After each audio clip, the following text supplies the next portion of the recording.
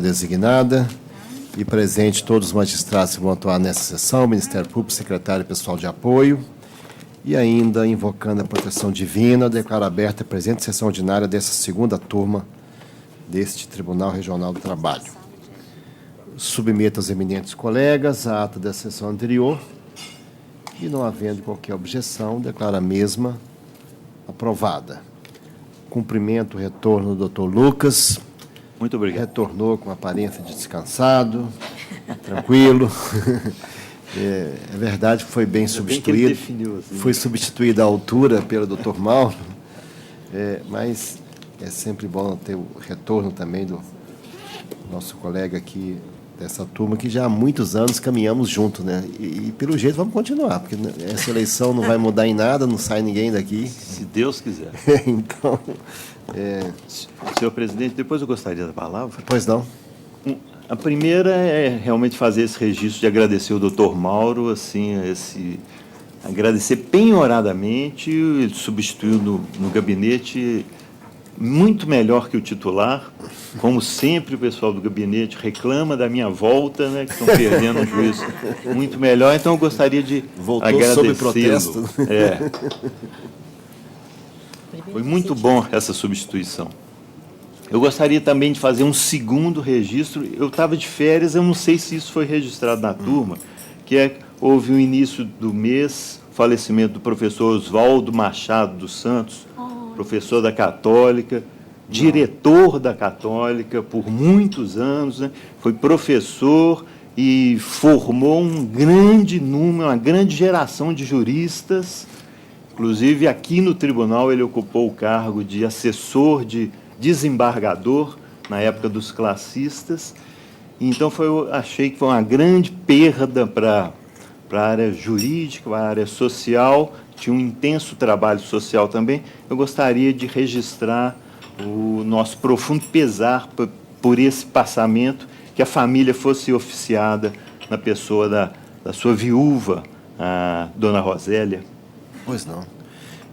Será feito com a adesão de todos os embargadores, do Ministério Público e dos advogados. Senhor presidente, sim, pela ordem. Pois não. Eu quero registrar meu agradecimento, a honra de ter sido convocado pelo Dr. Lucas para substituir nessa turma. E, para mim, já era uma honra substituí-lo na primeira instância, coisa que eu fiz lá em Guanhães, em Betim e tal. E na segunda instância, para compor essa turma aqui, foi um prazer, né? Deve continuar no TST depois.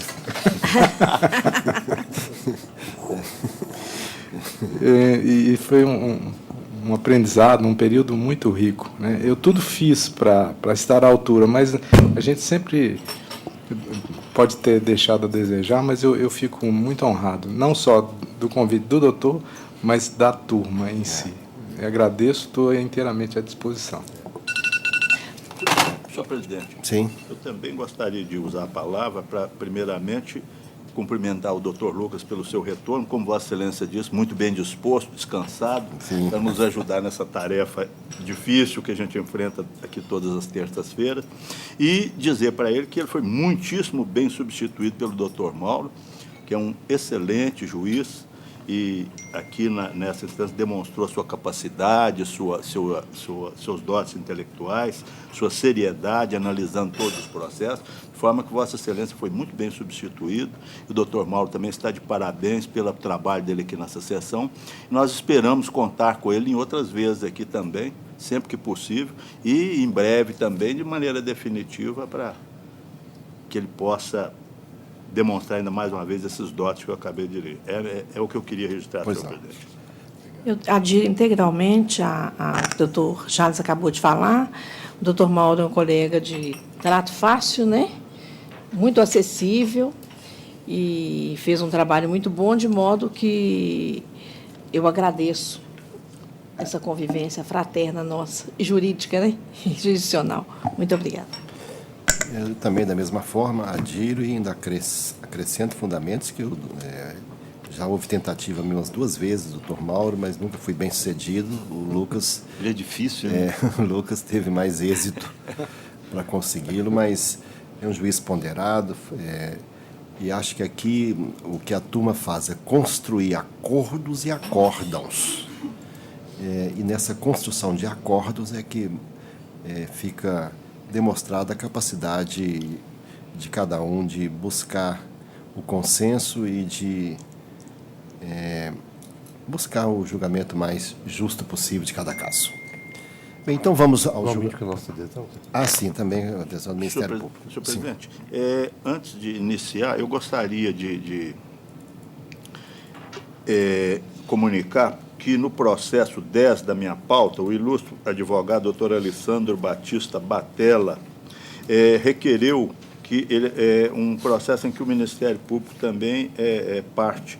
Ele requereu a retirada de pauta do processo porque ele não foi intimado para apresentar contra-razões. Então, foi constatado essa falha mesmo, ele não foi intimado, a vara não intimou.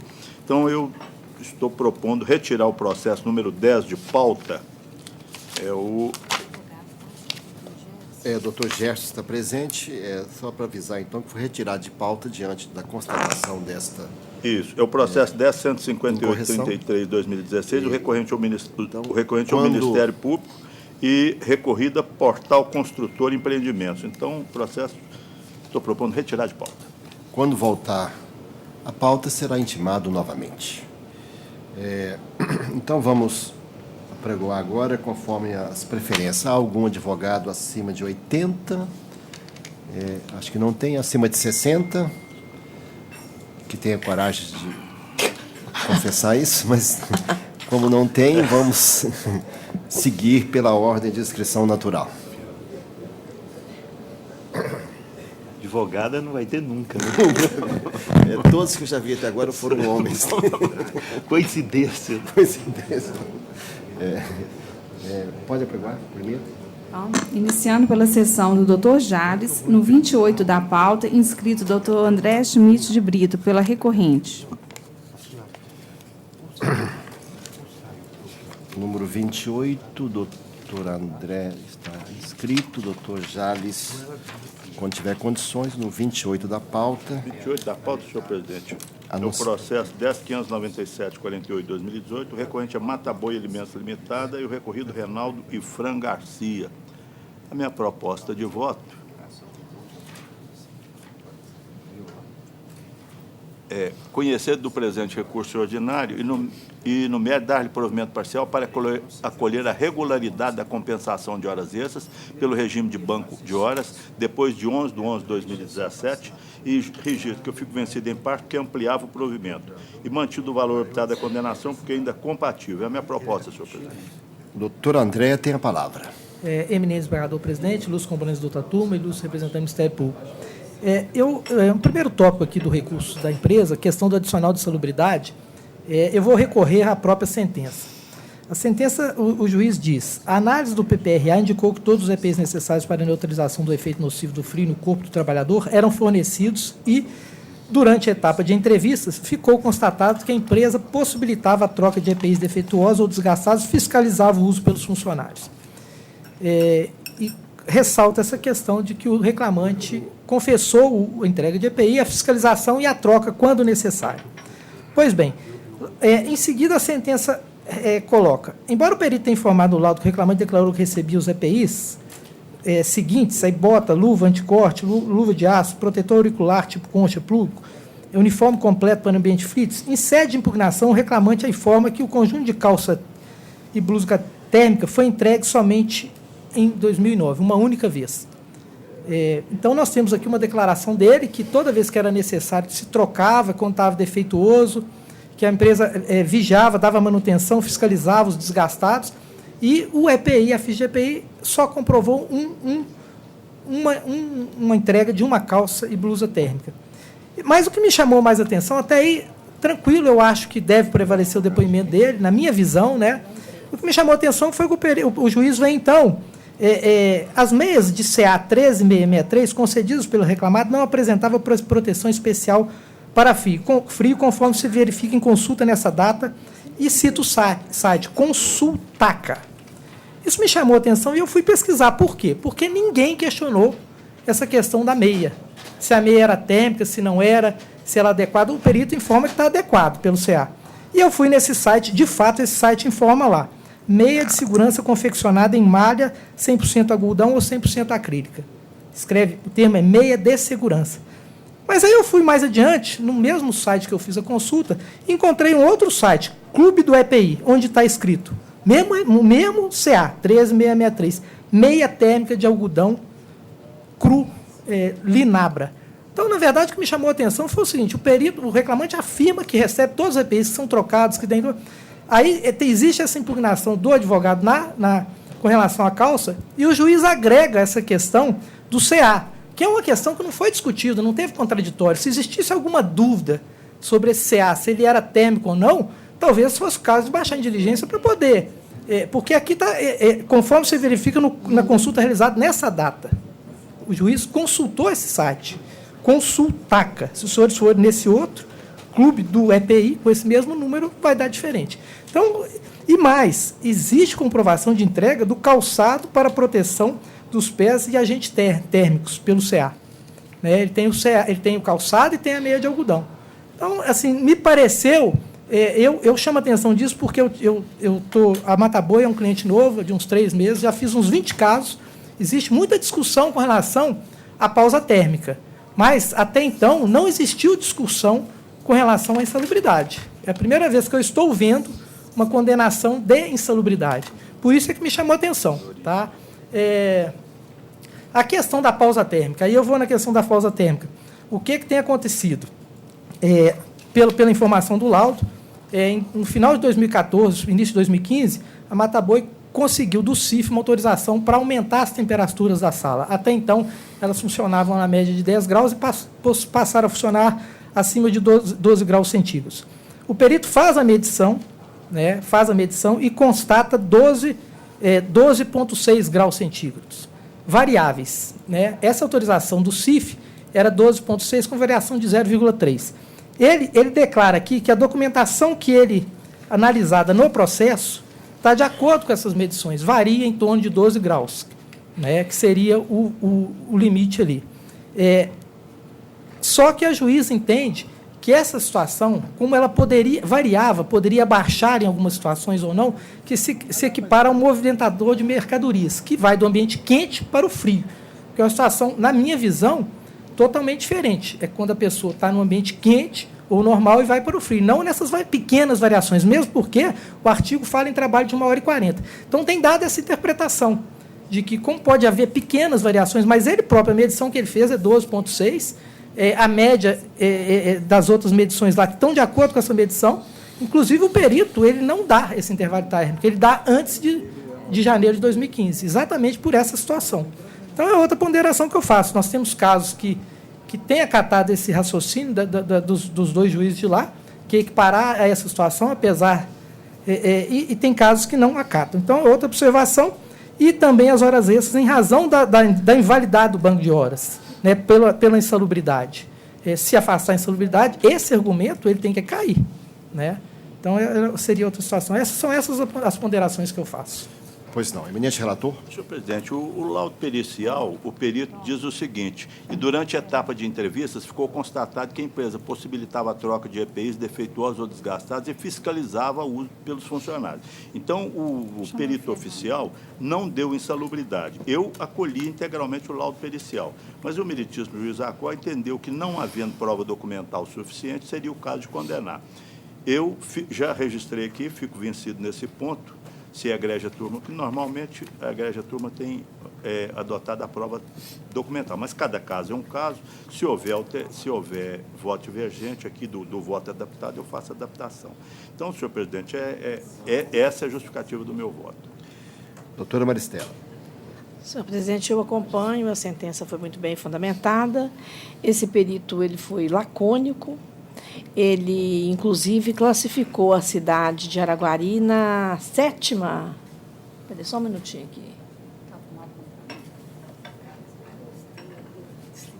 Na 7ª zona, quando todos os laudos que já chegaram aqui classificam a cidade na 4ª zona.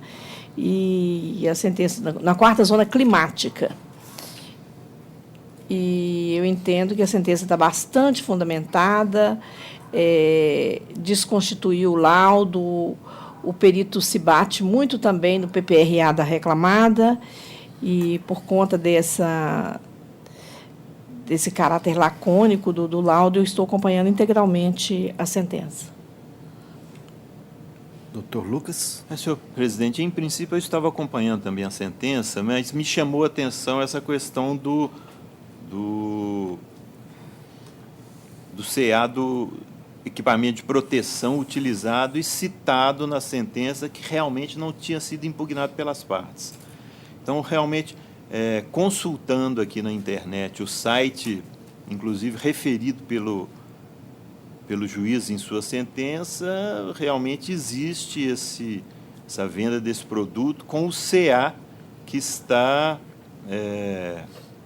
registrado no laudo. Então, com todas as vênias, eu vou mudar meu voto aqui em relação a esse equipamento de segurança e acho que o mais correto seria acompanhar o voto original do relator em relação à insalubridade.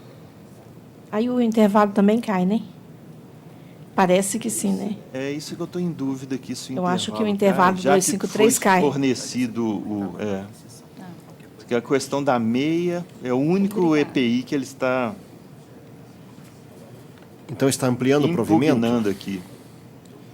Com essa adaptação está ampliando o provimento.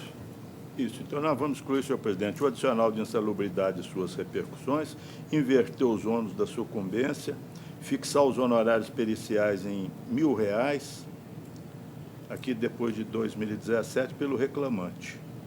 E excluir também, não é isso, doutor Lucas, as horas extras do intervalo do artigo 253. É isso, doutora Maristela? É isso mesmo, em reflexos. Horas extras do artigo 253. Mas ainda sobram outras parcelas, né? Sobrou uma única parte. Aliás, compensação o resto de eu horas estou dando extras. provimento. Eu vou excluir esses dois itens, o adicional de salubridade. Está dando provimento para compensação das horas extras pelo regime do banco de horas. É isso, nós já havíamos dado provimento. Então, eu vou ampliar o provimento e faço a decisão e remeto para a secretaria. Tá certo. Mas aqui foram 3 pedidos deferidos: adicional de salubridade, horas extras 253.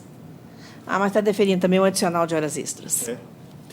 Então, Tá possivelmente vai ser suficiente para pagar o perito. Então, o voto original do doutor Jales foi restaurado com essa adaptação do voto do juiz Lucas, do desembargador Lucas, e o resultado, então, é prover para excluir a insalubridade e o intervalo com os honorários a cargo do reclamante. Além de manter a compensação pelo banco de horas também, que esse já havia sido Esse já havia sido anunciado. Vencida, desembargadora Maristela. O resultado fica proclamado. Vamos ao próximo. Bom dia. Agora, passando para a sessão, doutor Sebastião, no 5 da pauta, inscrito doutor Tiago Musi, pelo agravante exequente Douglas Manuel da Silva. Pois não. O número 5 da pauta é um agravo de petição, questão mais singela, e eu estou mantendo a decisão de origem, negando provimento a ambos os recursos. Passo a palavra ao doutor Tiago para a sua manifestação. Excelentíssimo senhor presidente dessa colenda turma, ilustres desembargadores que acompanham, ilustre membro do parquê, senhores servidores, demais colegas presentes. Senhor presidente, o único ponto que se batem os exequentes reclamantes é pela aplicação da súmula 73 desse egrégio tribunal, no que toca aos índices de correção. Então, é uma questão certamente conhecida da sobeja de Vossa Excelência e dos demais pares, razão porque se insiste na aplicação, nesse caso, da súmula 73 desse egrégio sodalício e do IPCAE, onde couber. Pois não. De fato, existe essa súmula, mas aqui houve trânsito em julgado e eu transcrevo no meu voto o trecho da sentença com indicação clara de aplicar o índice da Lei 8177 e, sendo assim, respeitamos a coisa julgada, por isso que o entendimento tem sido esse. Eu mantenho a proposta de voto. Doutor Jales. De acordo, senhor presidente. Doutora Maristela. Também de acordo. Então, a decisão é unânime. Próximo. Prosseguindo a sessão do doutor Sebastião, no 38 da pauta, inscrito doutor Fernando de Oliveira Santos, pelo recorrente reclamado. O outro advogado está presente? Não. Há 2 inscrições, mas parece que só, Doutor Rafael. só está presente. Doutor Sebastião. Doutor Sebastião. Esse é um processo daqueles longos. De qual advogado, de qual parte está presente? Sou advogado da? Reclamado. Do reclamado. Reclamador. Isso. Pois não. Minha proposta de voto, um voto longo, é a seguinte.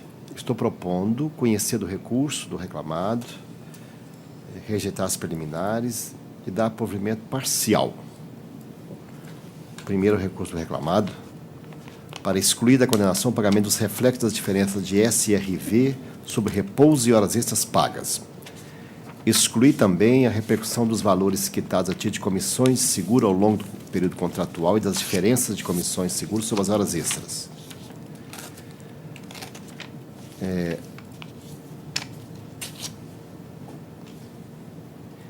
E também estou conhecendo o recurso adesivo do reclamante para crescer a condenação ao pagamento de reflexos das diferenças salariais decorrentes da política do sistema de grades sobre gratificação de função 1 e PLR, determinar a observância da zona máxima do grade 13 na apuração das diferenças salariais decorrentes da política salarial do sistema de grades, conforme separar a liquidação de sentença.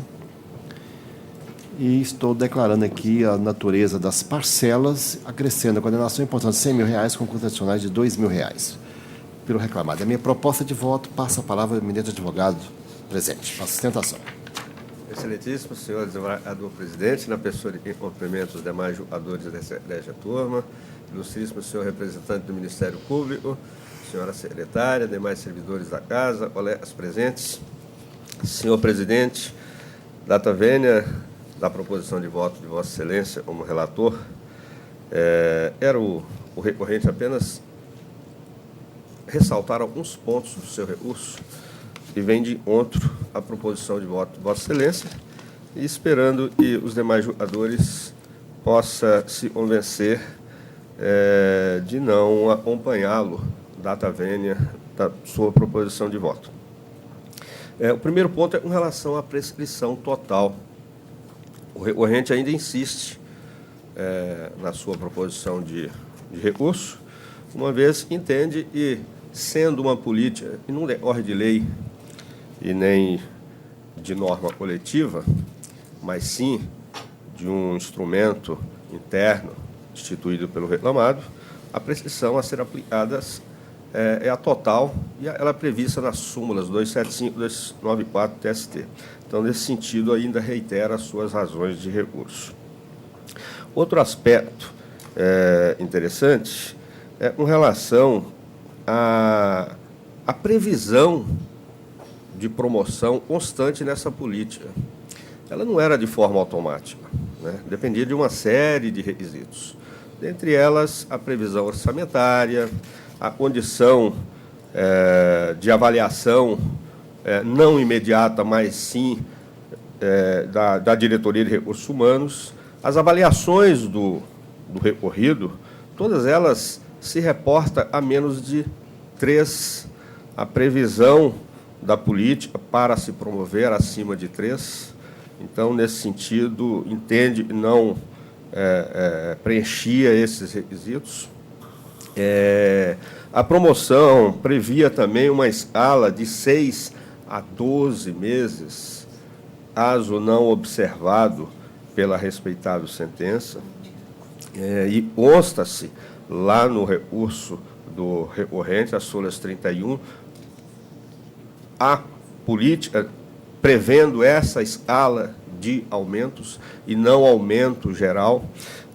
Para se ter uma noção, na proposição de voto de Vossa Excelência, o grade 13, o salário do autor passaria de 7.138 para 41.602. É um salário, assim, para um gerente de banco, de forma, assim, absurda. Então, nesse sentido, espera que seja ponderado e esse grade 13 não pode existir. Até o grade 12 já aplicado nessa promoção automática já é um valor altíssimo, saindo dos 7.138 para 18.622 em apenas 2 anos. Então, nesse sentido, espera o recorrente e seja observado esse aumento, assim, gradativo previsto na própria política. No mais, tem-se também que a base de cálculo para se achar essas diferenças e chegando a esse valor absurdo de salário, desconsiderou a gratificação de função. A política se aplica somente a empregados considerados titulados no reclamado e recebe a gratificação de função. Logo, se eu tiro a gratificação de função para se apurar essa diferença, eu estou desconsiderando a remuneração recebida e a aplicação da política somente aos funcionários que recebem a gratificação de função, ou seja, escriturários, caixas e pessoal de portaria já recebia os seus aumentos pela convenção. A política não se aplicava a esses funcionários, somente a eles que recebiam a gratificação. Então, nesse sentido, espera também que a base de cálculo seja considerada a remuneração total dele, e não simplesmente o salário base, né, que é o salário do cara efetivo. Então, nesse sentido, espera que seja reconhecido essas suas razões recursais para que, efetivamente, seja pelo menos adequado o deferimento com relação a esse aumento gradativo. É o que se espera, se pede. Muito obrigado. Essas situações do banco são sempre complicadas e a solução estará mesmo no TST.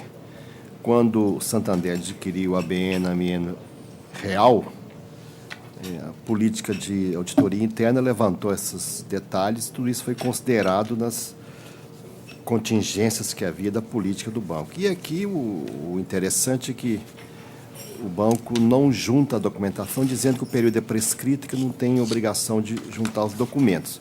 E depois alega fundamentos da política que não juntou para esclarecer adequadamente. Então, foi necessária a perícia que já está habituada a esse tipo de levantamento, fez todo o enquadramento, levantamento, e quanto à questão do upgrade, segundo o perícia, poderia enquadrar 13 ou 14.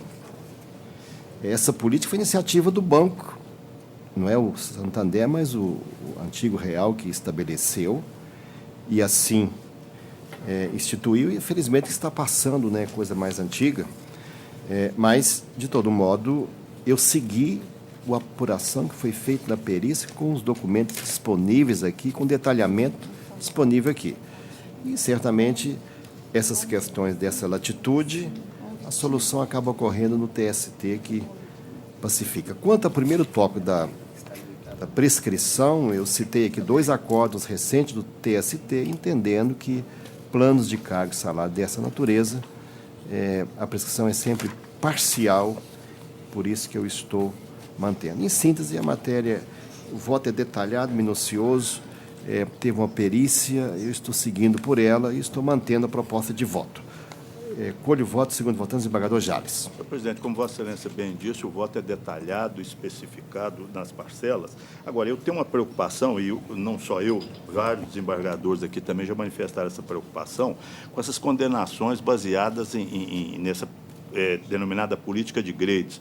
Nós que fazemos parte da SDI 1, já julgamos casos de mandado de segurança, onde a liquidação chegou a 8 milhões. Quer dizer, essa situação...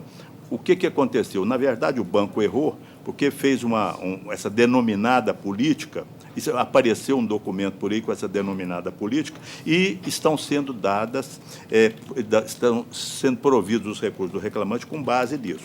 Eu me reporto aos termos da lei. A lei diz o seguinte: o regulamento empresário obriga, mas isso não é do regulamento empresário, porque, segundo consta do processo e dos outros que nós já analisamos, o banco não tem cargo de carreira organizado e que tenha sido homologado pelo extinto Ministério do Trabalho. No caso aqui, o ilustre advogado da tribuna sustentou que o ordenado do reclamante 8 mil vai passar para 41 mil um gerente de banco. Essas, como eu já disse, nós já vimos aí execuções de 8 milhões, às vezes até demais, verdadeiros prêmios de loteria. Eu estou muito preocupado com isso, como diversos colegas de primeira e segunda instância. Então, aqui, eu acolhi a prescrição. Primeiro, acolhi a prescrição, porque entendo que a Constituição Federal, no inciso 29, não admite exceção.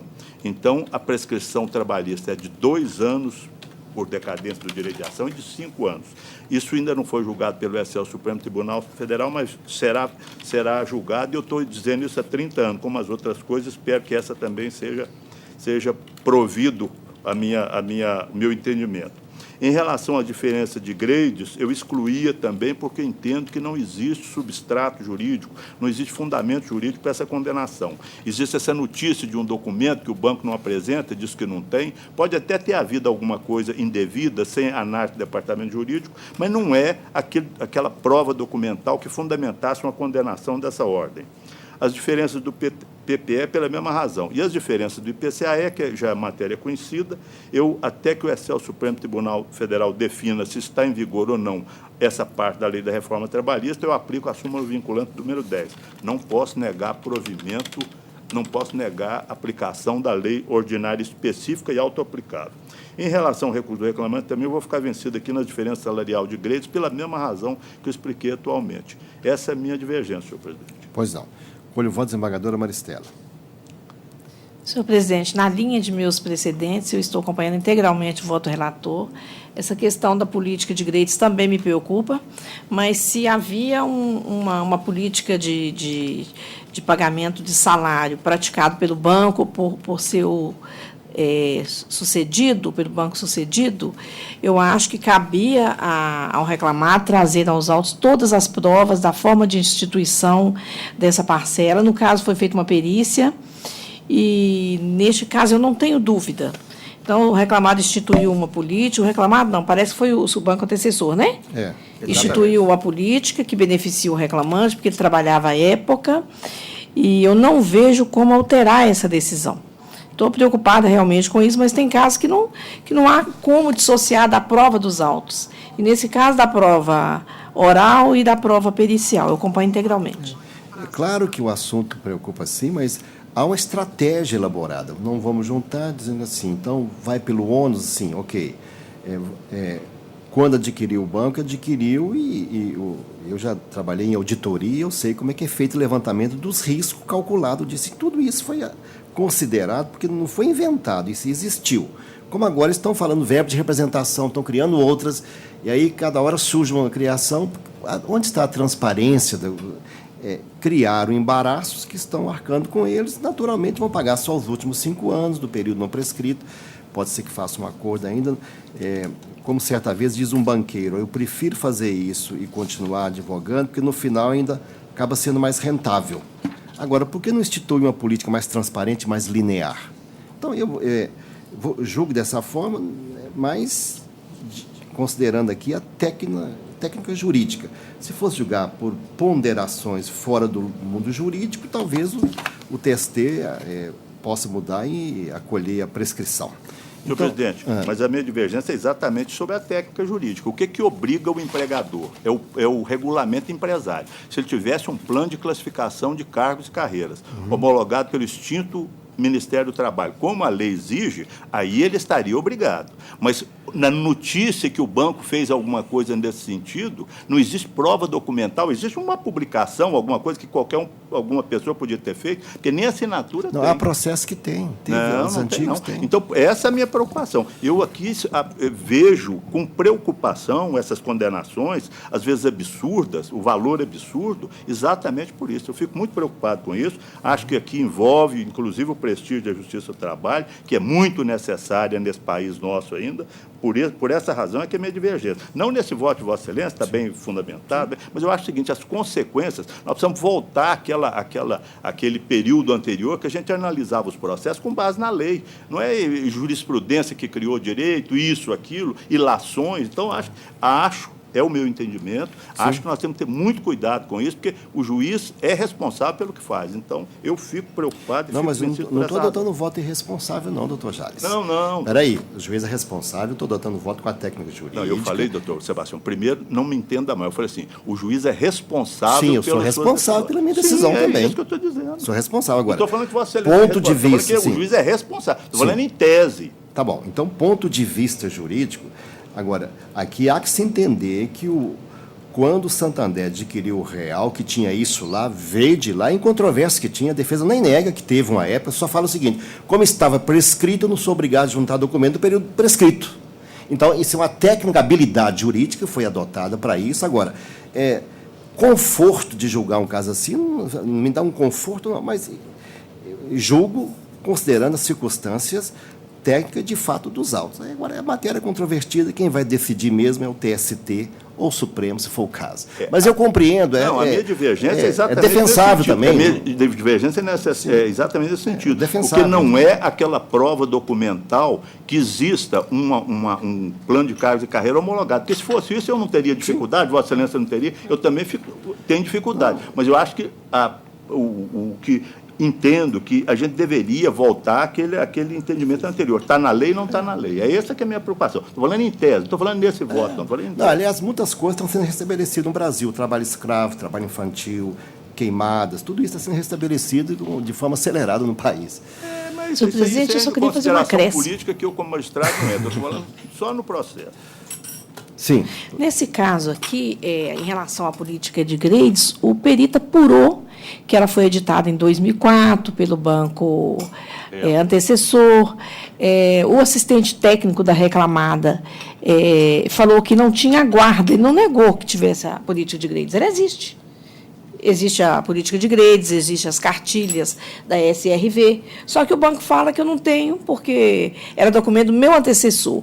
Então, nesse caso, eu não vi negativa da existência de política de grades, não. E ainda que houvesse negativa, o perito falou que ela existiu. E o assistente técnico confirmou. Então, não vejo como fugir dessa prova pericial. Eu só queria acrescentar isso. No caso de um contrato individual de trabalho, o que obriga o empregador? Aquele salário que ele anotou na carteira e aquele dispositivo do regulamento empresário que ele tenha, que obrigue também. Não existe aqui um plano de carreira organizado que pudesse obrigar o banco. É esse que é o meu ponto de vista. Mas nós não estamos falando de plano de carreira, a gente está falando de uma benesse que o banco criou através de uma norma interna para pagamento dessa política de grades e indicou os empregados elegíveis para tanto. Então, eu acho que se ele instituiu uma norma que beneficiasse o empregado, ele tinha que juntar os documentos desse período. O banco disse que não instituiu, não. Mas ele não instituiu, não, foi o antecessor dele. Controverso nos autos aqui, que teve a polícia, só fala que não era obrigado a juntar o documento da época. O próprio... Vossa Excelência disse que vai ser discutido no TST, no Supremo, então vamos aguardar. Conforto de uma... Se vai gerar uma decisão de um valor elevado, conforto com isso, nenhum de nós temos.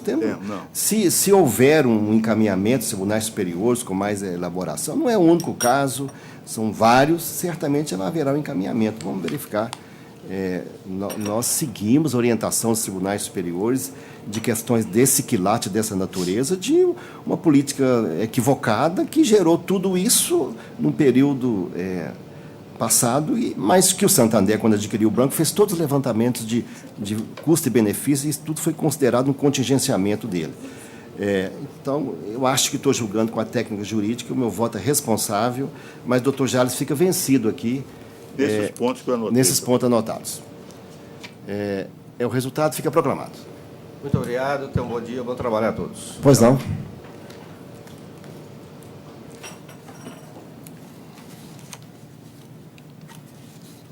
O próximo.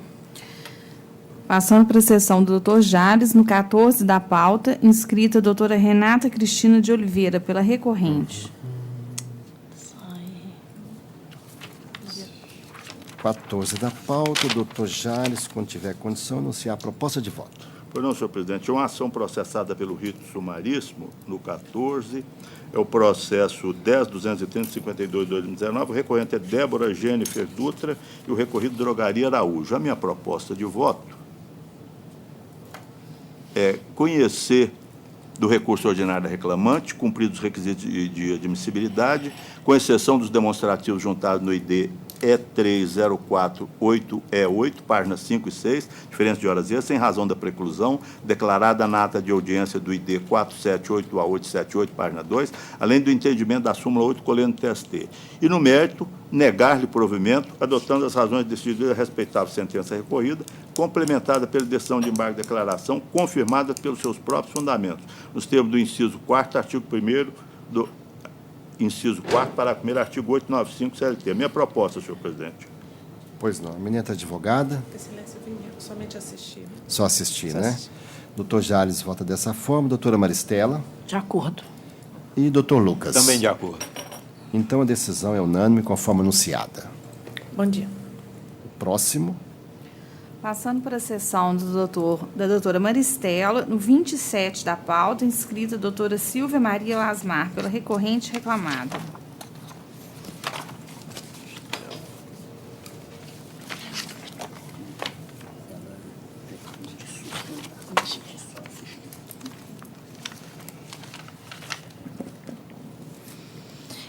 Esse processo aqui, o doutor Sebastião divergiu de fundamentos, não do resultado, e eu acolhi a divergência dele e alterei os fundamentos ontem, mas o resultado não vai alterar.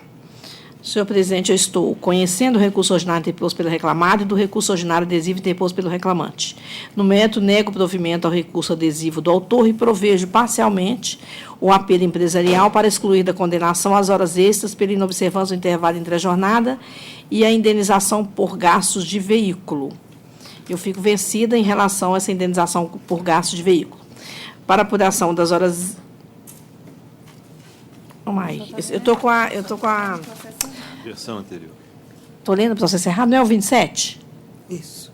Eu tô... 11.359. eu estou lendo, mas eu estou lendo a versão antiga, eu tenho que entrar aqui. Porque eu tinha imprimido ele antes e eu fiz uma alteração nele aqui, só um minuto. Só com relação à súmula 340. Então, doutor, eu vou ler de novo, porque eu li a versão impressa sem a alteração. Bom. Eu estou conhecendo o recurso ordinário interposto pela reclamada e do recurso ordinário adesivo interposto pelo reclamante. No mérito, nego o provimento ao recurso adesivo do autor e provejo parcialmente o apelo empresário para 1. Limitar a condenação aos adicionais de horas extras, considerando como divisor a totalidade das horas trabalhadas na fórmula da súmula 340. 2. Fixar que o reclamante fruía de intervalo de uma hora. Estou excluindo de segunda a sexta. Tempo que será considerado no cômputo dos adicionais de horas extras decorrente da extrapolação da jornada. 3. Excluir da condenação uma hora diária decorrente da alegada não fruição da integral do intervalo entre a jornada. 4. Excluir da condenação a indenização pelos gastos do veículo vencida nesse último tópico essa relatora. Mantenha o valor da condenação porque é ainda compatível. Eu gostaria de explicar para meus pares que depois da divergência de fundamento do doutor Sebastião, eu percebi que a sentença estava um pouco contraditória, que ao mesmo tempo que ela falava que ia aplicar a súmula 340, ela falava que deveria observar o 264. E a sentença também não limitou, considerando o reclamante comissionista puro, não limitou aos adicionais de horas extras trabalhadas. Então, eu fiz esse acréscimo aqui, e eu gostaria só de tirar de segunda a sexta-feira, doutora Eleonora, só uma hora diária. E se os votantes tiverem alguma dúvida, na hora que eu for sustentar o meu voto, eu faço os esclarecimentos. Sim, pois não. A doutora tem a palavra para sustentação. Bom dia a todos. Bom dia. Né? Apesar do voto da relatora ter modificado alguns pontos na sentença, um dos pontos primordiais que me traz aqui hoje para tentar alterar a sentença está na questão do valor das comissões que o juiz Acó determinou. O reclamante foi admitido na empresa durante um ano, trabalhou como corretor autônomo. Nesta época, desse um ano que ele trabalhou como corretor autônomo, ele percebia comissões de 1,3 por venda realizada. Comissionista puro, autônomo, fazia vendas de outros imóveis, de outros construtores, empreendedores, e tinha apenas o valor da comissão como garantia com venda. O risco do negócio estava com ele. Depois de 1 ano desse tipo de prestação de serviço, o reclamante passou a ter a carteira assinada como atendente de vendas, que é o nome que consta na carteira, onde ele passa a perceber comissão de 0,83 e, além disso, tem todos os benefícios do contrato de trabalho. FGTS, férias, 13º e ainda o salário garantia para o caso de não vendas. Aqui temos como diferença básica o risco do negócio passa a ser da reclamada e não mais do profissional autônomo. O juiz sentenciante, quando dá o vínculo por todo o período trabalhado, ele coloca que a comissão será no mesmo valor que ele percebia enquanto autônomo, porque entendeu que houve uma redução de salário. O que a gente entende não ser verdadeiro. Um ganha a comissão pura e simples. O outro ganha comissão, FGTS, férias, mais 1/3. Então, o que a gente coloca aqui é, se é para ter o vínculo por todo o contrato de trabalho, então que seja baseado no valor correto da comissão. Eu entendo que o reclamante, assim recebendo, ele abre-se um precedente em que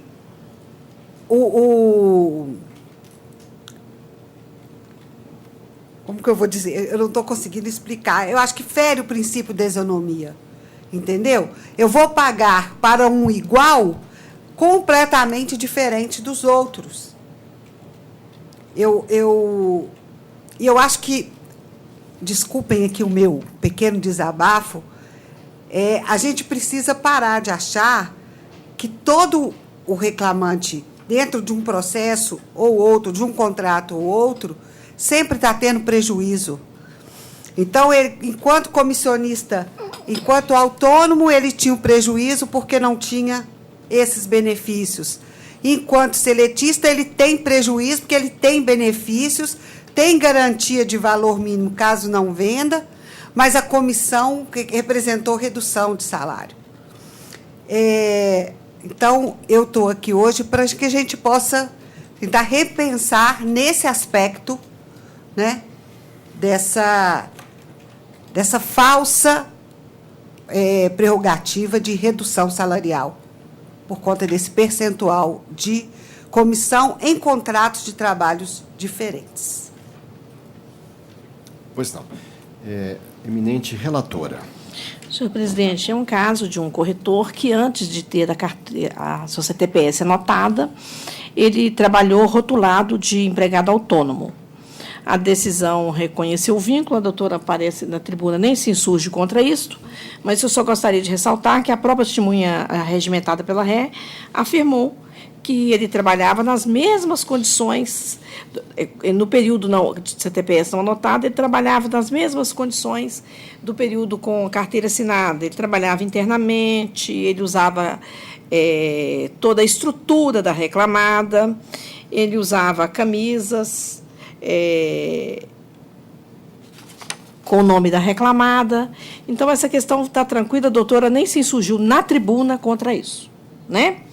A defesa dela na tribuna é de que não seria justo o reclamante, como autônomo, receber um valor e como com CTPS anotada, recebendo férias, DSTC, fundo de garantia, ele devesse receber o mesmo valor que ele recebia enquanto rotulado de autônomo. Mas, no caso dos autos aqui, reconhecido o vínculo de todo o período, eu não vejo como não garantir ao reclamante o mesmo patamar de comissões que ele recebia. o fato da reclamada ter assinatado a carteira dele, pago férias, fundo de garantia do período de carteira anotada, não foi nenhum favor para ele. Ele apenas cumpriu a lei. E eu acho que não há só uma falsa prerrogativa de redução salarial. Nós temos que analisar aqui salário, não direitos decorrentes do vínculo, como férias, 13º salário.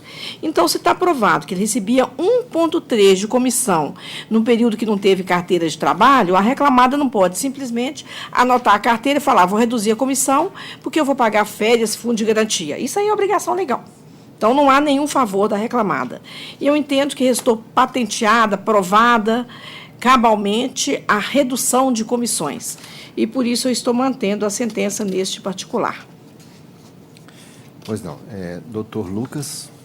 Senhor presidente, eu também acompanho o voto da relatora, inclusive essas questões estão muito bem enfrentadas lá e ficaram muito claras, né? Não é questão de achar que alguém está sofrendo um prejuízo, o autor ou a empresa, né? É questão de aplicar a legislação que está em vigor, que não foi criada por nós, né? É uma legislação, inclusive, muito antiga, num país que se fala que não cumpre lei, etc. Uma legislação que existe aí há dezenas de anos e está cumprida. Então, no processo ficou muito demonstrado isso. Ele trabalhou um período como autônomo, depois foi contratado formalmente como empregado e fazendo a mesma coisa. Então, se faz a mesma coisa como empregado, a empresa reconheceu isso, assinou carteira, etc., não existe justificativa para diminuir os ganhos dele, né? Essa redução salarial. Isso realmente não foi demonstrado aqui. Está muito clara a redução que ele teve. Então, eu acho que a sentença está enfrentando essa questão, deferindo essa diferença salarial, então eu acompanho o voto da relatora. Eu sou o terceiro votante, eu também aqui, juridicamente, não vejo outro caminho, que a rigor, se as condições sempre foram as mesmas, deveria ter sido já admitido com carteira assinada com a comissão menor, e não como foi feito. Por isso que é um risco que a empresa assumiu correr e ela está arcando, no caso dele que reclamou, com essa consequência agora. Então, eu também acompanho integralmente, apesar da bem elaborada sustentação, eu acompanho a eminente relatora, então eu proclamo que o resultado é unânime. Fica proclamado. Próximo. Prosseguindo a sessão, doutora Maristela, no 17 da pauta. Inscritas, doutora Silvia Helena Campos Câmpara, pela recorrente reclamada União Química Farmacêutica Nacional S.A., e doutora Maria Paula Ferreira Felipeto, pela recorrida reclamada BH Log Distribuidora de Medicamentos Farma Limitada. Pois não.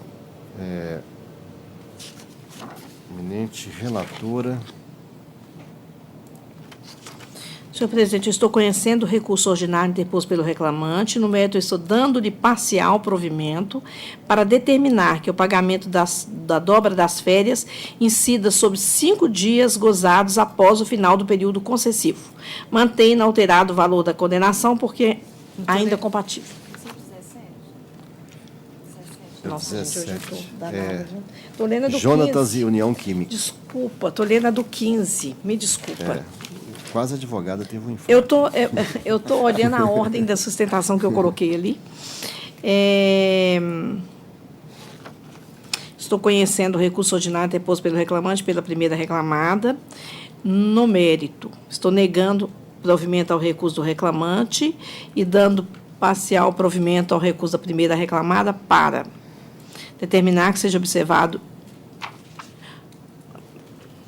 o limite de R$ 3.000, aplicação da multa no valor de R$ 100 pelo eventual cumprimento da obrigação de notação do CTPS, excluída a condenação, o adicional de horas extras e seus reflexos, excluída a condenação, a indenização pelos gastos do veículo, vencida nesse particular, essa relatora. E também quanto aos ao item 2. Estou reduzindo o valor da condenação para 30 mil e das custas para R$ 600, facultando-se a primeira reclamada a requerer a restituição do valor recolhido maior. Essa é a proposta de voto. Essa é a minha proposta de voto. Eu passo a palavra. Doutora Maria Paula, é isso? É Silvia. Silvia, né? Sim. Então, para a sua manifestação. Excelentíssimo senhor presidente, ilustre representante do Ministério Público do Trabalho, excelentíssima relatora, na pessoa de quem eu cumprimento os demais integrantes dessa turma. Primeiramente, em sede de preliminar, esta recorrente suscita o cerceamento de defesa por ter indeferida a oitiva da sua testemunha, senhora Alexandre Teixeira Campos, em razão de uma suposta falta de isenção por exercício de cargo de confiança. Peço, excelência, uma revisão nesse tocante, porque, de imediato, essa recorrente registrou os seus protestos em audiência por ausência de base legal e, no seu depoimento, a testemunha deixou claro que era subordinada a outro gerente divisional, que não tinha procuração otorgada pela empresa em seu nome e sequer representava a empresa perante órgãos públicos. Mais adiante, afirmou também que não definia estratégias de negócio, demonstrando que simplesmente não existia um cargo de confiança ali depositado. Não restou também demonstrada, comprovada a falta de isenção dessa testemunha para depor, pelo que requer esta recorrente a reforma dessa decisão neste tocante e declarada nulidade da sentença para retorno dos autos para a vara de origem para colher o depoimento dessa testemunha, que é de suma importância no processo, visto que entender esta recorrente que a prova restou dividida. Superada a preliminar, no mérito,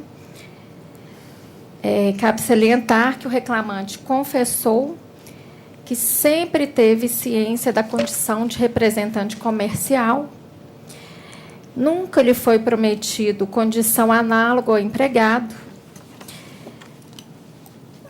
pois ele sempre se ativava como representante comercial, tanto é que, antes de ser representante comercial desta recorrente, ele representou outro laboratório por 3 anos e ainda hoje continua como pessoa jurídica, ele tem a sua pessoa jurídica aberta ainda, e ainda presta serviços como representante comercial. Ou seja, ele sempre foi representante comercial, antes e atualmente após a rescisão do contrato dele com esta recorrente. O autor também confessou que poderia prospectar novos clientes.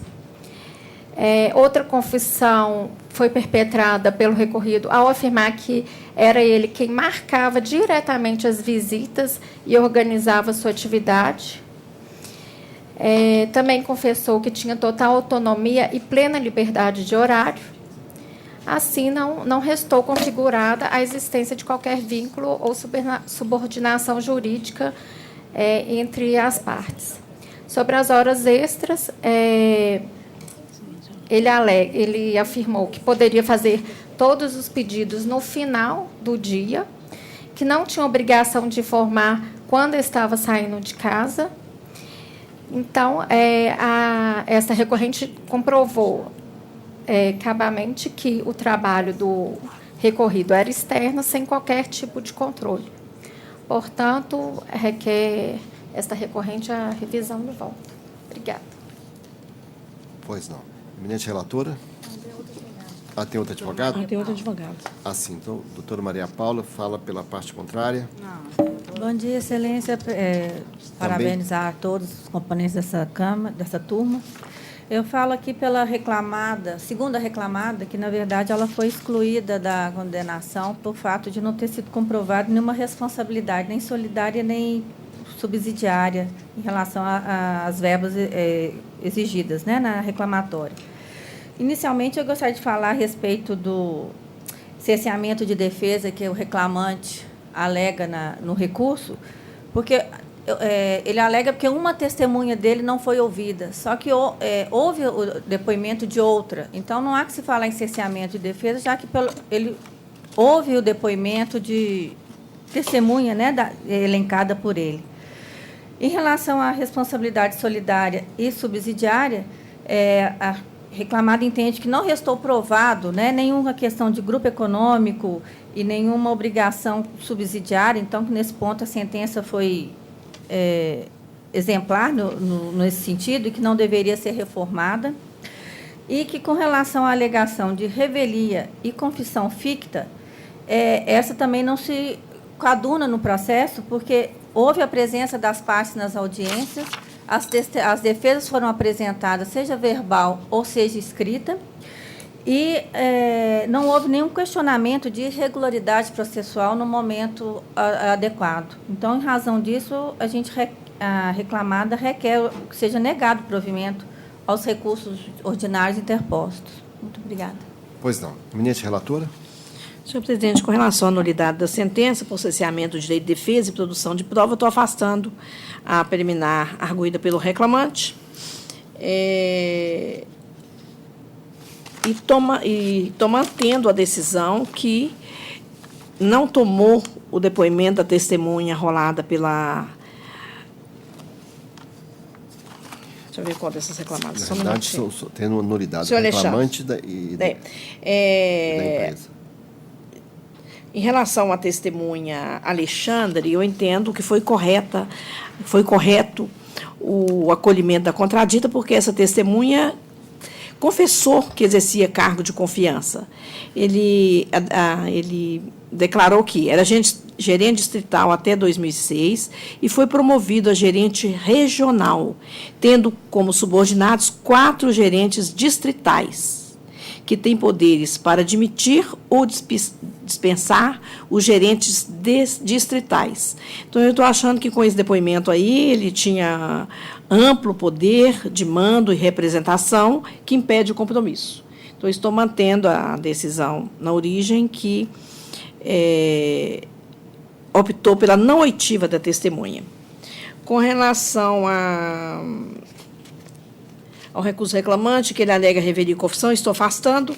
Com relação ao vínculo de emprego, ficou demonstrado que o reclamante trabalhava de forma pessoal, que ele não podia fazer substituir por outrem, apesar de ele ter uma empresa, ele trabalhava com pessoalidade. A própria testemunha apresentada pela primeira ré afirmou que os vendedores, eles participavam de reuniões, eles se submetiam a metas, apesar dessa testemunha ter afirmado que, se não alcançasse metas, que não havia punições.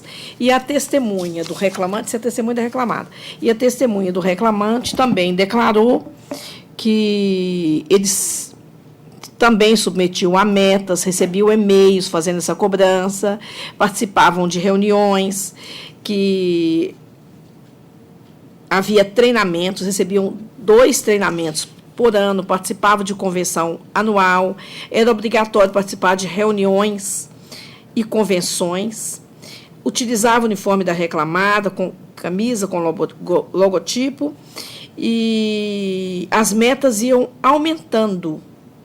Então, a meta não era nem fixa, elas eram aumentadas.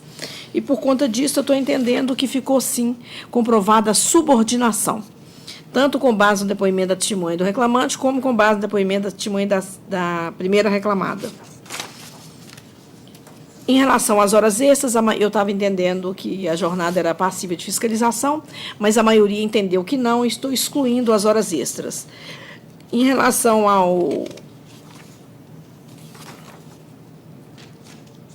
a indenização pela utilização do veículo, a maioria da turma também está entendendo que, se ele foi contratado para trabalhar em veículo próprio, não há falar em indenização com gastos do veículo. Nesse ponto, eu fico vencida. E essa é a minha proposta de voto em síntese, senhor relator. Pois não, esse voto, doutora Maristela, já foi adaptado às divergências, né? Doutor Lucas. Estou de acordo. Já foi adaptado, está excluindo as horas extras e as preliminares foram bem rejeitadas. Eu também estou de acordo, então proclamo que a decisão, doutora Maristela, fica vencida em parte, já registrou. Fica vencida em parte, eu constei na conclusão. Já constou, né? Então, o resultado fica proclamado. O próximo. Passando para a sessão do Dr. Jales, no 24 da pauta, inscrita a doutora Fabrícia Vieira Santos de Rezende, pela recorrente.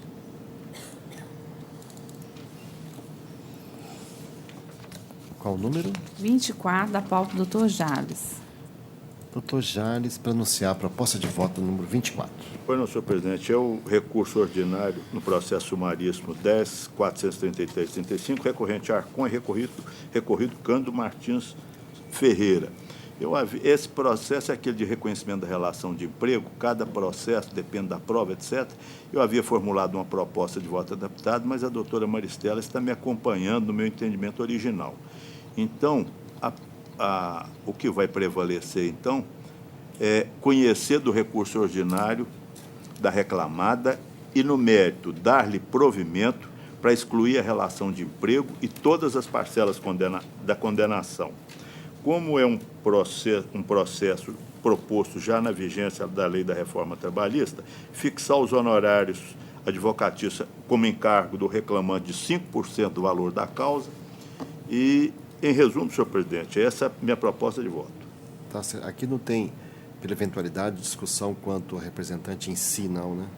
Porque alguns, às vezes, pedem e falam assim, caso não seja reconhecido o Deixa eu só ver aqui. Isso. Estou aqui na inicial. Não houver essa discussão, não, né? Não, a questão aqui é mais de prova. Só, né? Não, porque alguns eles pensam... pedido sucessivo você está falando, né? É.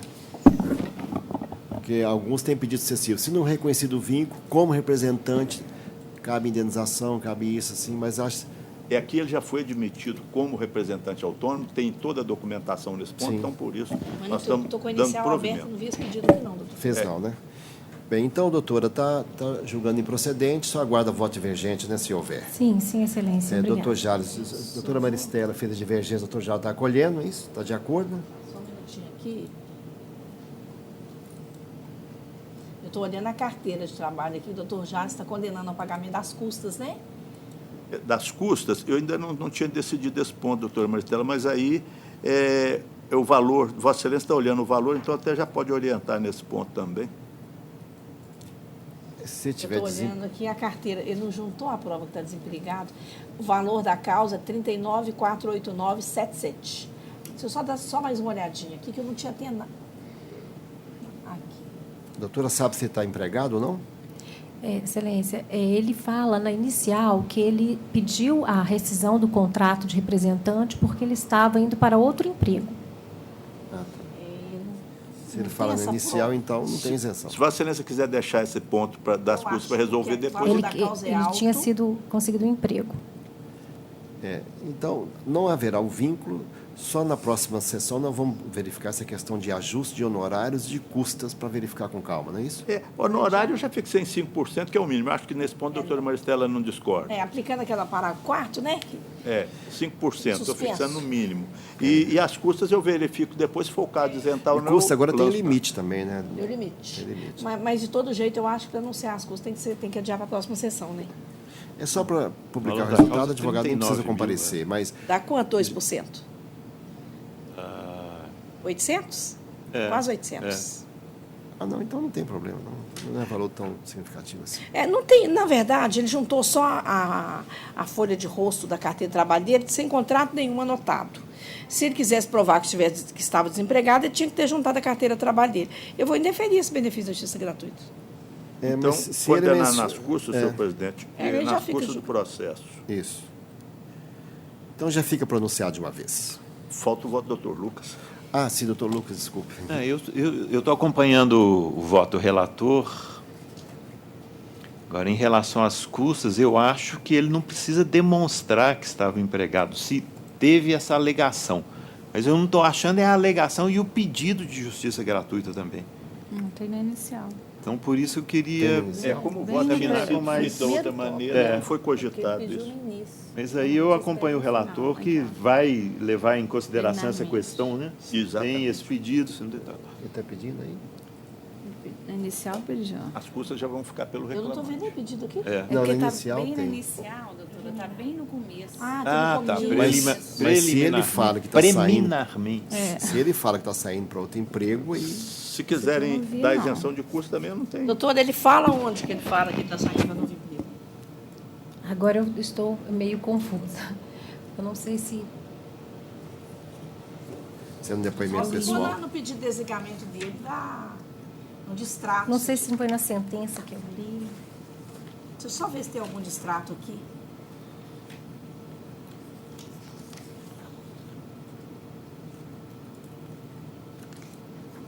De todo modo, para mim ele só alegou, e agora com a ação foi juizada em 2019, eu acho que ele deveria ter comprovado isso. Eu não vou deferir justiça gratuita, não.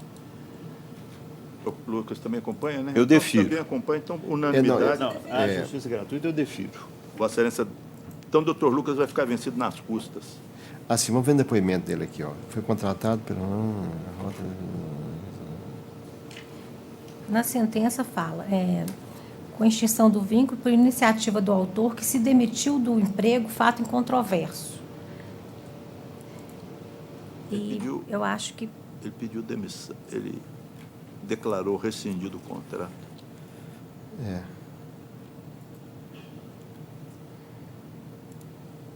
Se ele pediu demissão, ele tinha outra renda, né? A presunção é essa. Quando pede demissão. Quando é dispensado, a presunção inverte. Eu acho que aí a presunção é que está desempregado. Aí, senhor presidente, só o doutor Lucas vai ficar vencido nas custas. Isso. Então, fica definido dessa forma, o resultado fica proclamado. Vamos ao próximo. Presidente, só um minutinho, deixa eu ver esse pedido aqui. Tem um pedido aqui. Tem um pedido, mas não fala o motivo, não. Ele realmente ele pede, mas ele não fala o motivo. Tá bom. Acompanho o relato. Ok. Próximo. Agora, passando para a sessão da doutora... Obrigada, bom dia. Bom dia. Passando para a sessão da doutora Maristela, no 22 da pauta, nós teremos sustentação oral à distância do foro da vara de Muriaé, onde está inscrita a doutora Alessandra Peçanha dos Santos Benini, pela recorrente reclamante. Doutora Maristela. Senhor presidente, eu estou conhecendo dos recursos ordinários interpostos pelas partes. No mérito, eu estou dando provimento ao recurso das reclamadas para declarar a nulidade da respeitável sentença e determinar a reabertura da instrução processual para a oitiva da testemunhas Lucas José, indicada pelas réis, devendo o juiz primeiro proferir nova decisão como se entender de direito. Fica prejudicada a análise dos demais temas do recurso das reclamadas e do apelo interposto pelo reclamante. Doutora Alessandra, está ouvindo perfeitamente o julgamento daí? Sim, excelência. Sim, então a relatora está anulando porque considerou que houve cerceio de defesa, determinando que retorne à vara para ouvir testemunha para proferir outro julgamento. Doutora, quer sustentar quanto a esse tópico? Gostaria, excelência. Tem a palavra. Egrégio Tribunal, excelentíssimo presidente, demais embargadores, ilustres representantes do Ministério Público do Trabalho, demais colegas, bom dia. Divergência dessa decisão da ilustre relatora, excelências, é o seguinte: essa testemunha, a segunda testemunha da reclamada, era a segunda, ela já ouviu a primeira. A segunda, a própria testemunha, ela fala... pegar o depoimento dela. Ela foi interrogada, ela falou que ela organizava as escalas. Ela fala o seguinte: interrogada, ela falou que o cargo de fiscal, depoente auxiliar a preparação das escalas e ensino de efetuar eventual troca de empregados, em caso de falta de um deles. Esclarecendo melhor, né, em caso de falta de um empregado, o depoente prepara a escala de substituição. Ele tem um poder de mando na empresa.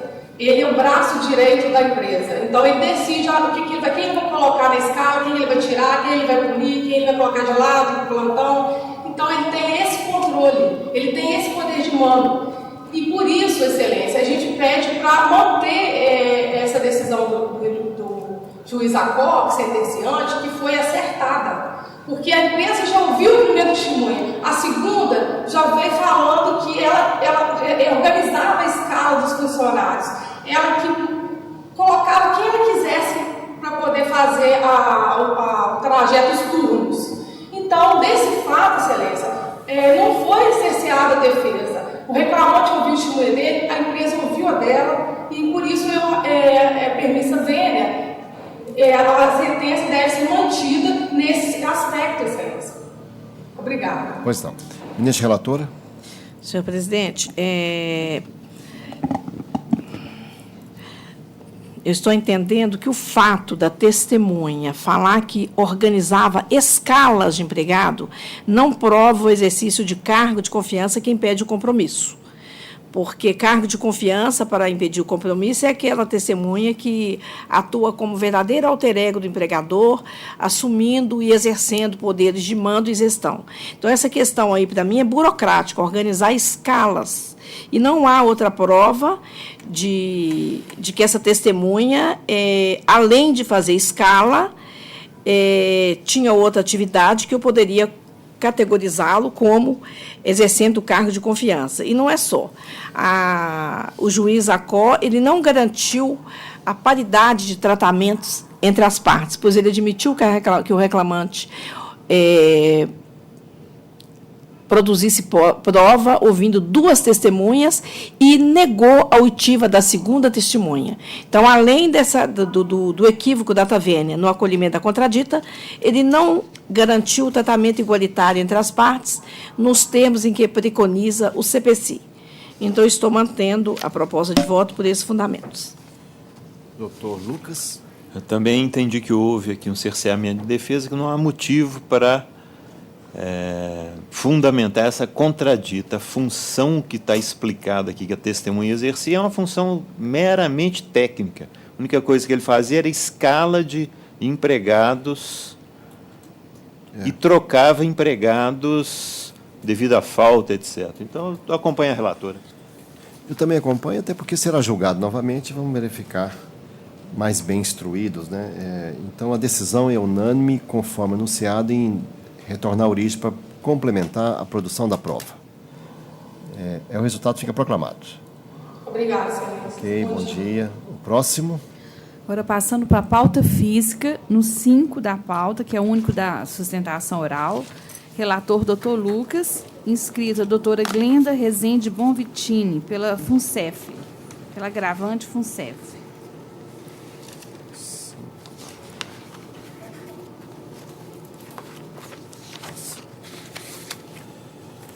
Os agora raros processos físicos, né? Doutor Lucas, para anunciar a proposta de voto. Pois não, senhor presidente. Minha proposta, eu estou conhecendo dos agravos de petição, no mérito negando provimento aos apelos da reclamada e da FUNCEF e dando provimento ao agravo da reclamante para que os cálculos sejam refeitos, compensando-se os descontos previdenciários já realizados nos cálculos anteriores, folha 1361, 1452, e para determinar a aplicação do IPCAE a partir de 25 de março de 2015. Pois não. Doutora, tem a palavra. Bom dia, doutos julgadores, na pessoa do senhor presidente. A FUNCEF é uma entidade de administração de uma previdência complementar sem fins lucrativos. A matéria, quanto à reserva matemática, é um tanto quanto delicada. Ao meu entender, o perito, doutor perito nomeado pelo nosso entender, que é a matéria do nosso agravo de instrumento, o doutor perito nomeado, ele não tem a capacidade técnica que um atuário tem para... Eu não sei se os senhores conhecem um perito atuário, devem conhecer, porque eles que regem prêmios de seguros, prêmios de entidades privadas, ele praticamente tem que assegurar que aquele dinheiro que está sendo pago hoje vai sustentar a aposentadoria de uma pessoa daqui 30 anos. Então, ele é quase um vidente. Eles têm até uns tiques assim na FUNCEF.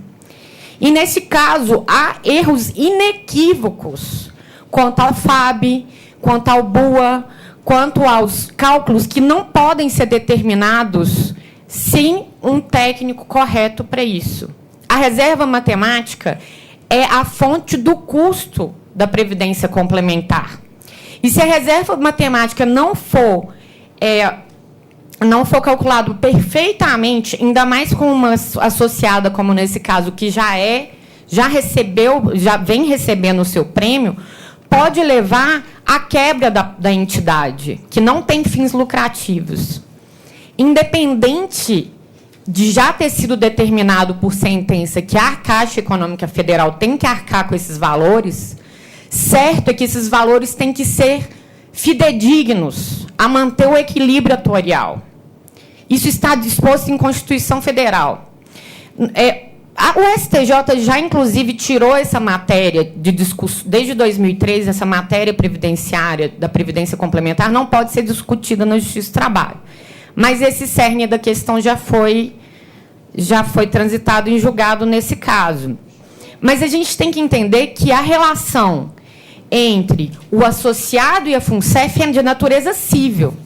Se houve alguma verba que não tinha natureza salarial naquela época, tem que garantir que o contrato cível entre a FUNCEF e o associado seja rigorosamente cumprido, sob pena de quebra do equilíbrio da fundação e quebra do equilíbrio de toda a estrutura previdenciária.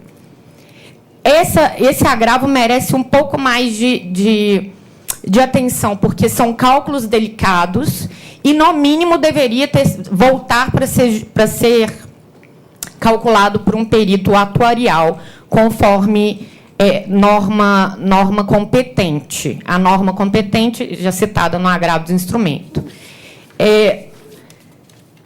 Não podemos abrir precedentes para que o custo, a reserva matemática, nesses casos, seja abaixo do que é devido para as pessoas receberem um benefício. Inclusive que, em 2006, o benefício dela foi saldado e houve alteração do plano. Então, não há que se falar em alteração do FAB nem do BOA. Portanto, Excelência, eu peço a reforma da decisão, principalmente contra o expert responsável pelos cálculos da reserva matemática, que os autos sejam voltados para ser definidos a reserva matemática por um perito atuário, com a especialidade de atuarial. Pois não. Ministro relator. Senhor presidente, primeiro eu cumprimento a ilustre procuradora por sua sustentação oral. Realmente a matéria é muito complexa, muito difícil, mas, analisando esse processo, eu entendi que a reclamada, as empresas, não conseguiram demonstrar claramente algum equívoco cometido nessa apuração que foi feita por intermédio de uma perícia. A questão aqui, a essa altura, nós já temos decisões transitadas em julgado e está sendo apurado o que foi determinado que seria o correto em relação aos direitos da reclamante. Então, não há como rever toda a questão desde o início. Estão sendo executadas algumas decisões que já transitaram em julgado, inclusive em relação à competência para examiná-las, considerando que são direitos oriundos de um contrato de trabalho, em que se aplica diversas outras nuances, mas, em resumo, eu entendi que não ficou demonstrado algum erro de cálculo a essa altura do processo que justificasse uma nova perícia. Então, nesse sentido, eu estou mantendo a decisão que está baseada nas conclusões das perícias feitas em relação aos descontos das contribuições para a FUNCEF, o índice de correção monetária, o recálculo do benefício do FAB e do benefício saudado também, todos em relação à complementação da aposentadoria, e a atualização das contribuições para a FUNCEF. Então, não tem sido demonstrado algum motivo ponderoso, algum erro no cálculo apresentado pelo perito, eu não vejo como dar provimento a esse agravo. Então, com toda a vênia, eu apresento o voto no sentido de negar provimento aos recursos da reclamada e da FUNCEF, dando provimento ao recurso da reclamante só em relação aos cálculos já feitos anteriormente, em que houve descontos previdenciários nesse cálculo, então, para que eles sejam considerados também, e para determinar a aplicação do IPCA-E a partir de 25 de março, conforme atual entendimento dos tribunais superiores. Eu, como segundo votante, eu também estou acompanhando, porque, primeiro, já estamos em fase de liquidação, é um AP, não é processo de conhecimento. Em segundo lugar, essa qualificação do perito deveria ser debatida no momento da sua nomeação. E, se o juiz de primeiro grau entendeu, e não está discutindo um erro em si do cálculo, mas desde a concepção original, para começar do zero, eu também não vislumbro que seja razoável nessa etapa do processo. Estou acompanhando também terceiro votante, doutor Jales. Sou eu, senhor presidente. Eu vou pedir, veemente relator e a Vossa Excelência, no recurso do reclamante eu vou ficar vencido no IPCA-E. No recurso da reclamada eu vou ficar vencido, porque eu acho que aqui merecia um novo exame por um perito mais qualificado. Eu tive essa impressão também. Então, eu vou ficar vencido no recurso da reclamada e no recurso do reclamante em parte no IPCA-E. Então, por maioria, prevaleceu o voto do eminente relator, vencido o terceiro votante nos pontos indicados. Próximo. Obrigada. Retornando para o PJE, na pauta da doutora Maristela, no 15 da pauta, inscrito o doutor Leopoldo de Matos Santana, pelo recorrente. Doutora Maristela, número 15. Senhor presidente, eu estou conhecendo do recurso ordinário interposto pelo reclamante.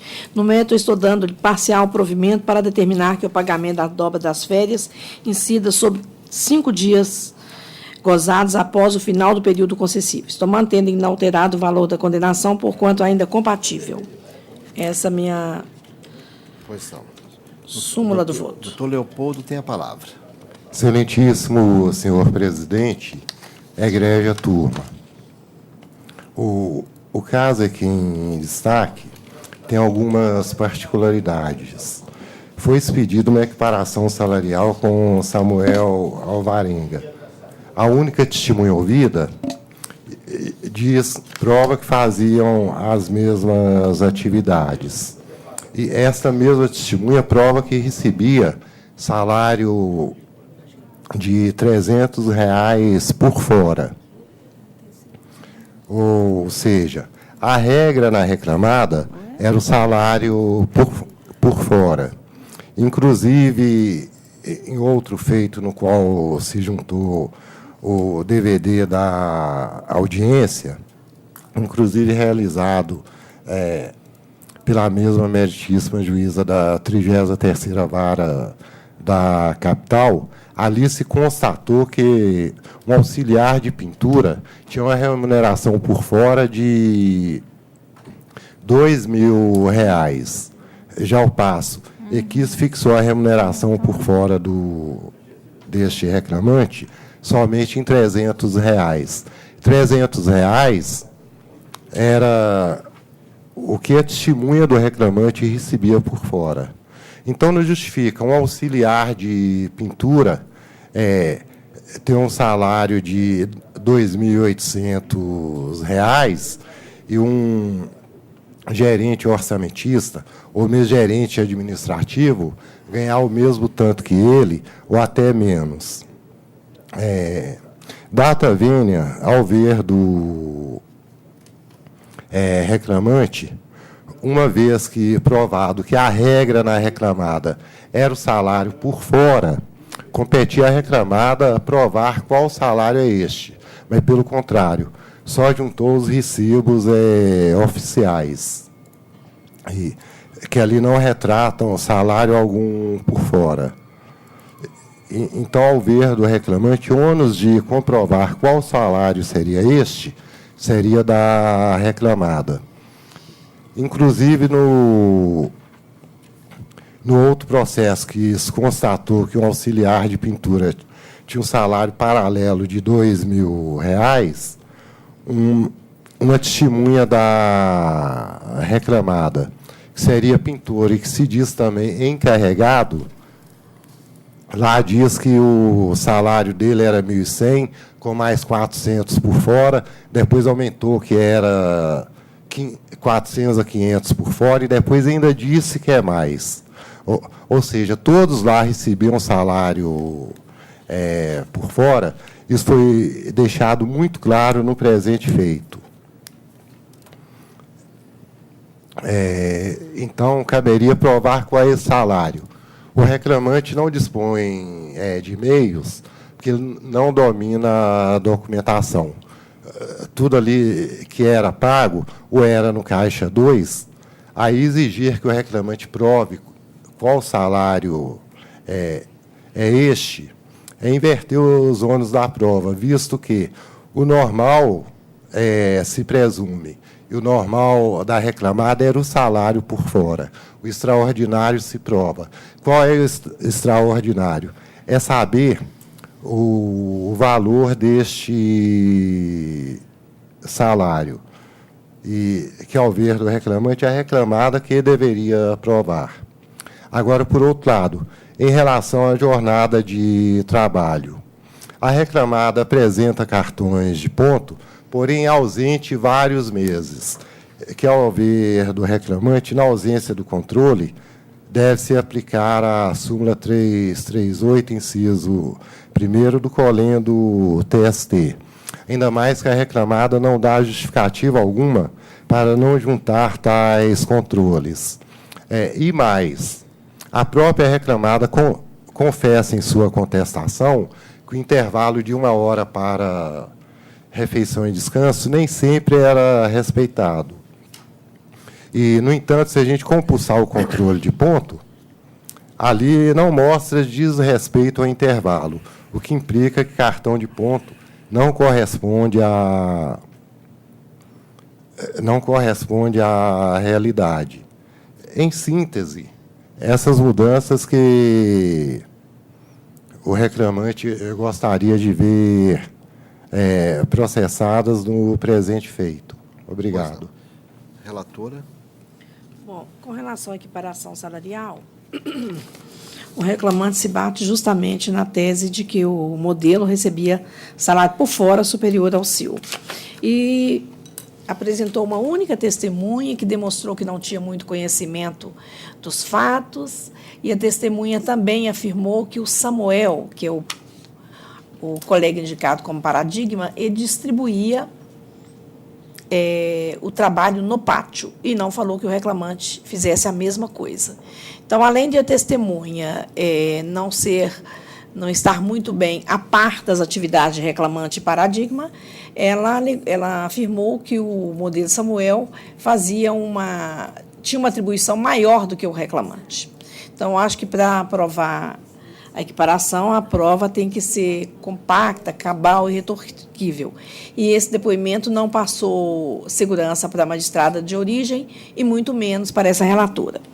Com relação ao salário por fora, o reclamante não provou o recebimento de valor além daquele fixado na sentença, que é R$ 300. Com relação ao intervalo, a testemunha ouvida nos autos afirmou que ela batia corretamente o ponto na entrada, nos intervalos e na saída. E não há outra prova no sentido de que o reclamante fruísse intervalo inferior àquele registrado no ponto. Então, nesses temas que eu abordei, eu estou mantendo a sentença. Excelência. Pois não? Pela ordem. Só em relação à ausência de parte dos cartões de ponto. Relatora. Pois é, mas a testemunha já falou que... A testemunha falou que... Essa questão eu não estou abordando aqui, não.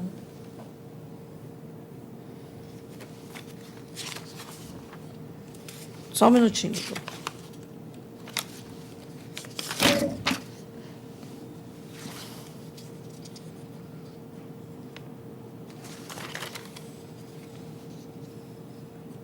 Eu não estou abordando, senhor presidente, essa questão aqui de ausência do controle de ponto. Então, eu vou pedir para adiar para a próxima sessão. Foi arguído no recurso isso? Foi arguído. Então, foi? Não vi, não. Espera aí só um minutinho.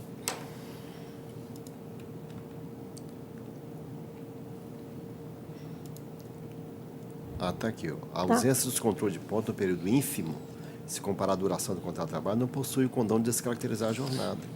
Mas esse aí não é nem o entendimento majoritário da turma.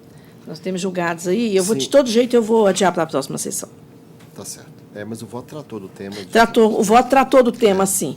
Mas é mais seguro. Então. É mais seguro retirar, porque na semana passada nós julgamos 2 processos em que o entendimento foi diverso do por mim adotado nesse voto. Eu vou adiar para a próxima sessão. Adia para a próxima sessão. Ótimo. Então, o resultado. Obrigado, Excelência. Bom dia. Bom dia. O próximo. Acabou agora. Acabou os presentes? Então, tem cartão de ponto fornecido pelos dois. Vamos julgar os do Mauro, né, para liberar o Mauro. Que, inclusive, tem 2 da semana passada que nós vamos ter que rediscutir aqui. Tá. Vamos agora, o doutor Mauro disse que não precisaria dar preferência, né? Que estão conforme aquilo ali. Então vamos apreciar agora os processos do doutor Mauro